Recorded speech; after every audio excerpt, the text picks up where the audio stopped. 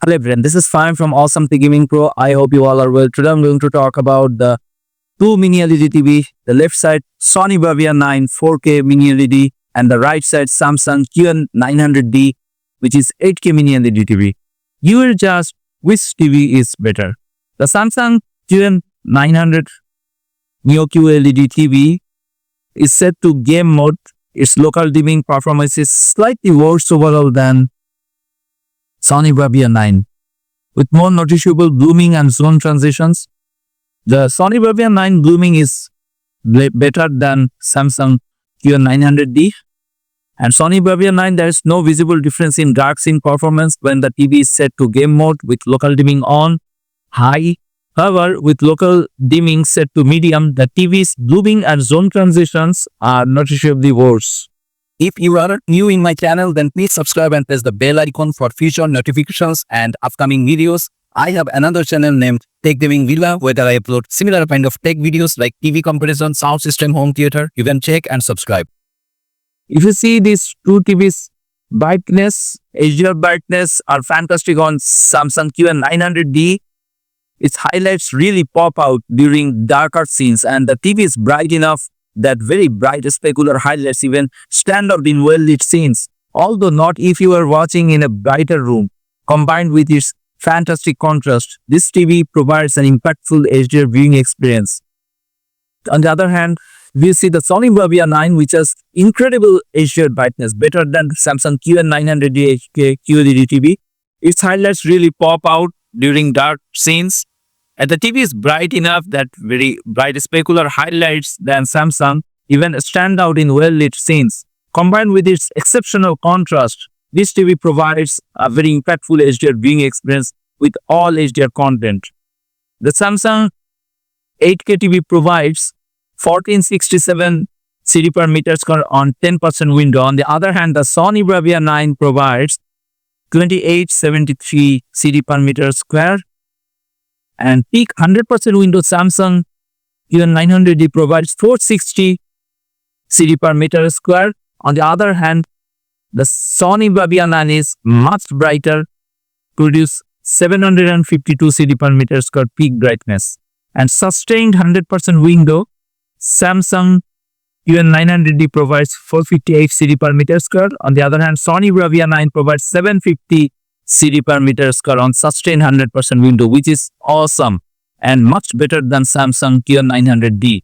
On HDR brightness in game mode, also Sony Bravia is better. On 10% window, Samsung provides 1428 CD per meter square. On the other hand, Sony Bravia 9 2919 CD per meter square on 10% window. And peak 100% window Samsung provides on HDR game mode 448 CD per meter square. On the other hand, Sony Bravia 9 provides 749 CD per meter square, which is much impressive than Samsung. You may not experience in this camera, but in reality, Sony Bravia 9 is very brighter than Samsung. Sony processor are a bit better than Samsung, but Samsung is 8K resolution. That's why images are sharp enough, but still overall picture quality Sony much better. The Samsung QN900D is visibly dimmer when set to game mode.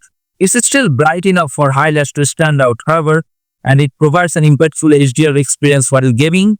On the other hand, Sony Bravia 9 most scenes are slightly dimmer in game mode, but it's not noticeable. Highlights still pop out during darker moments in games, and it still bright enough that very bright specular highlights stand out in well-lit scenes. Combined with its exceptional contrast, this TV provides a very impactful HDR gaming experience.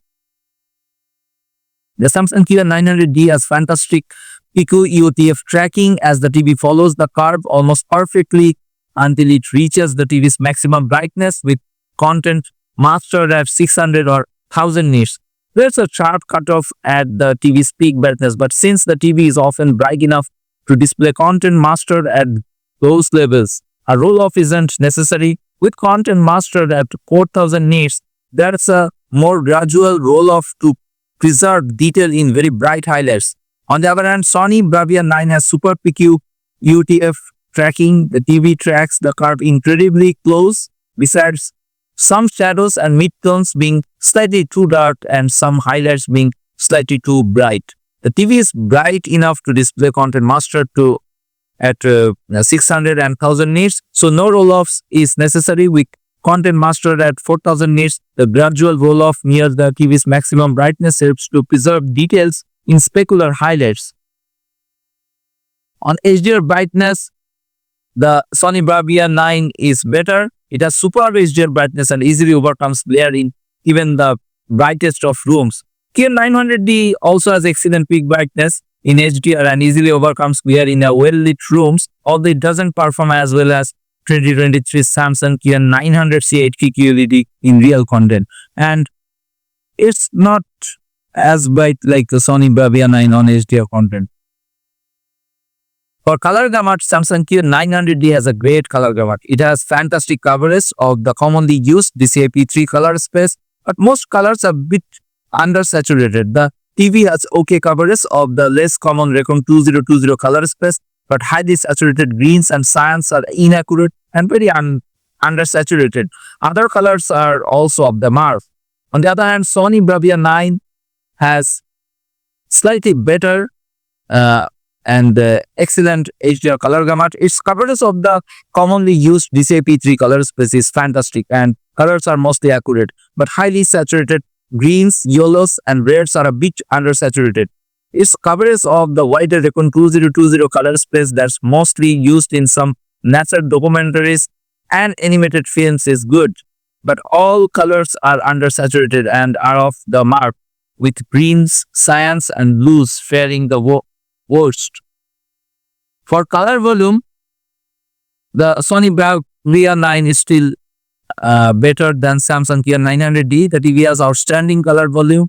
It displays wide range of colors at high luminance levels, and dark saturated colors are displayed well due to its exceptional contrast. On the other hand, Samsung QN900D has excellent color volume. Colors are very bright and vibrant, and dark saturated colors are displayed well due to its fantastic contrast.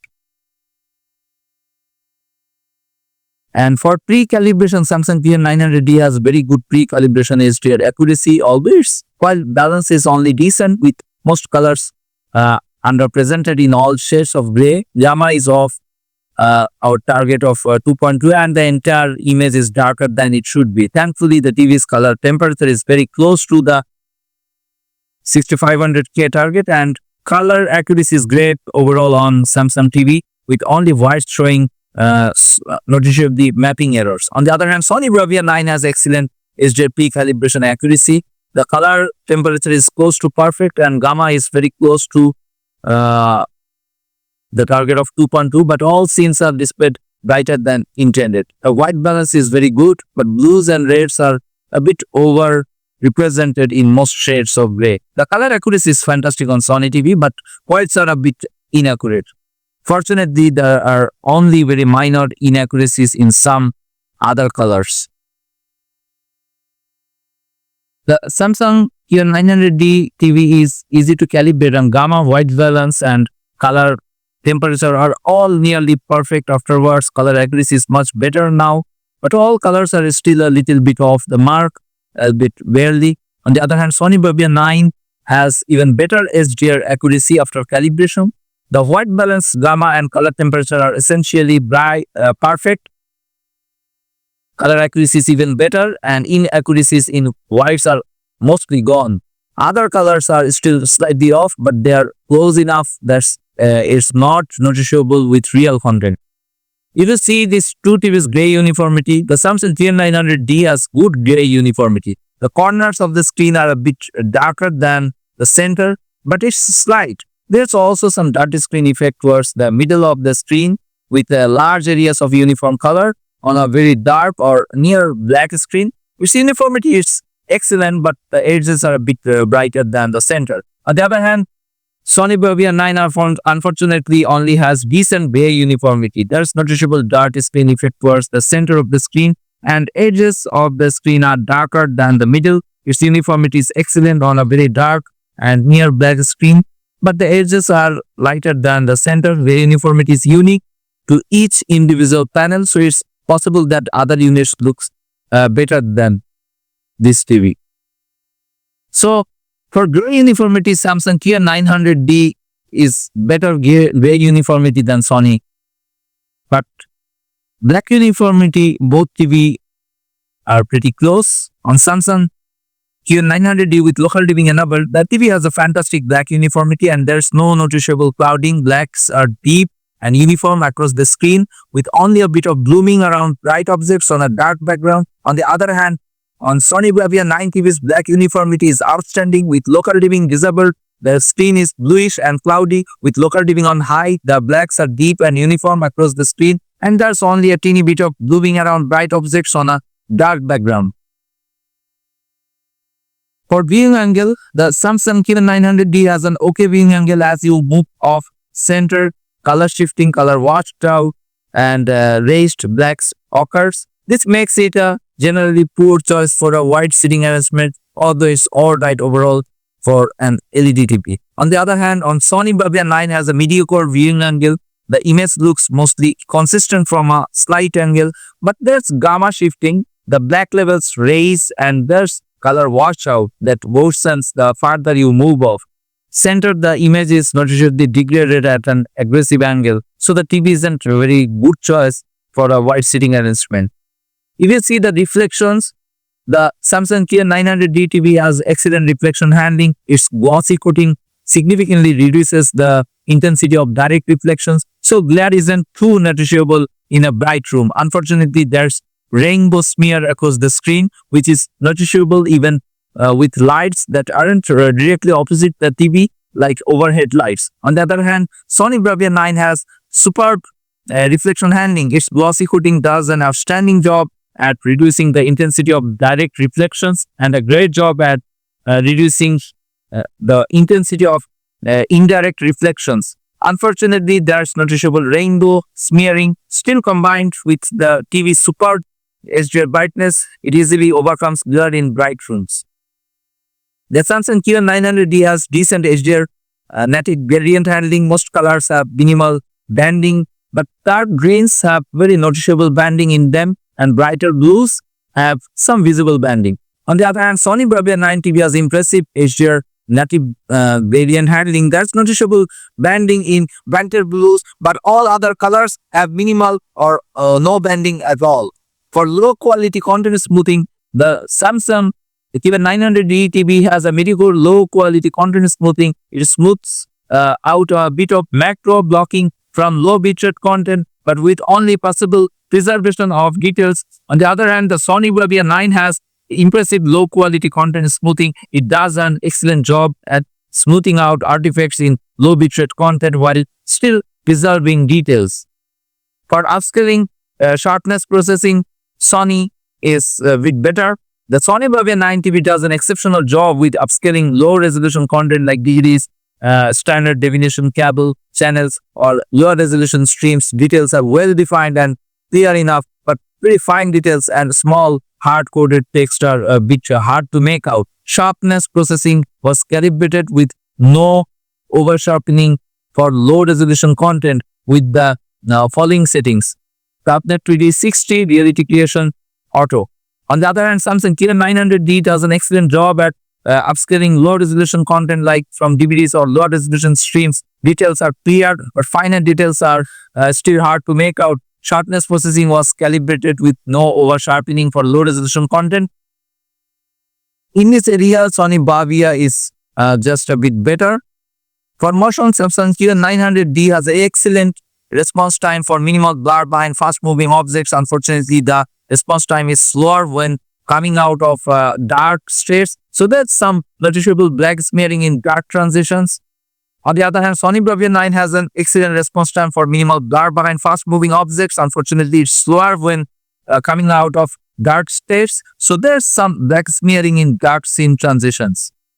The Samsung TV has an optional backlight strobing feature commonly known as black frame insertion. The feature works well even if the timing is a tad off, causing a slightly duplicated image. It's hard to notice with the naked eye. However, the Sony Bravia 9, which has an optional backlight strobing feature commonly known as black frame insertion, which you can enable to improve the appearance of motion. Unfortunately, the image is bloody and there's some image duplication.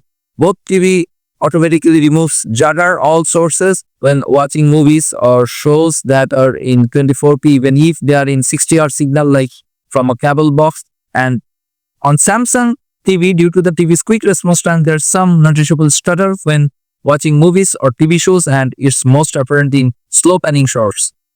And the Sony Bravia 9 also the same. So in this two TV, which TV you prefer? If you ask me, I will say the Samsung has some advantage and Sony has some advantage, but overall picture quality Sony Bravia 9 is brighter and picture quality a bit better to me. But Samsung is sharper, it's 8K resolution, but overall I like the Sony's natural color. So what's your thought about this two TV? Please write in the comments below. That's it from now.